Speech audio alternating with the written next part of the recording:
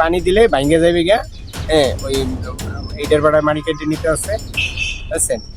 ওই এই হলো আমার সমস্যা। মানে এই যে বেকুতে ইটের ভাড়া মাটি নেওয়ার কারণে কারণে ব্লক নষ্ট হয়ে যায়।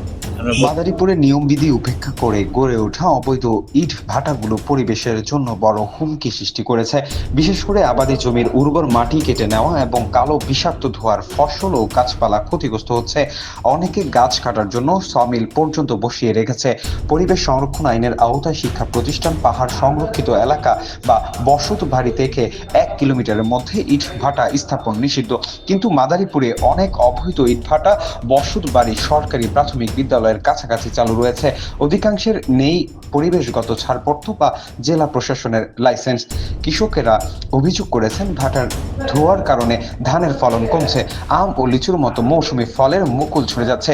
এক কৃষক বলেন, ভাটার মালিকরা আমাদের ফসলি জমি কিনে মাটি উর্বরতা হারাচ্ছে। গত বছর জেলা প্রশাসন ও পরিবেশ অধিদপ্তরে কিছু অবৈধ ভাটার অভিযান চালিয়ে জরিমানা বা চিমনি ধ্বংস করলেও কয়েক দিনের মধ্যে আবার সচল হয়ে যাচ্ছে। স্থানীয় পরিবেশ অধিদপ্তরের উপপরিচালক জানান, অবৈধ ইট ভাটার তালিকা আমাদের কাছে আছে। পর্যায়ক্রমে সবগুলোর বিরুদ্ধে কঠোর আইনানুগত ব্যবস্থা গ্রহণ করা হবে। আপনার এই ঠিকানা পাঁচতলা। আচ্ছা, এখানে এই বলকার ব্লক হলো মুখলিসুর রহমান মোল্লা। আপনি বলকে কাজ করেন? আমি হলো ব্লকের দায়িত্বে আছে। আচ্ছা, এই বলকে কি ক্ষতি হইতেছে এখন? ব্লকের ক্ষতি আছে যে পানি দিলে ভাঙ্গে যাবে গা। হ্যাঁ, ওই ইটের ভাড়ায় মাটি কেটে নিতে আছে, বুঝছেন?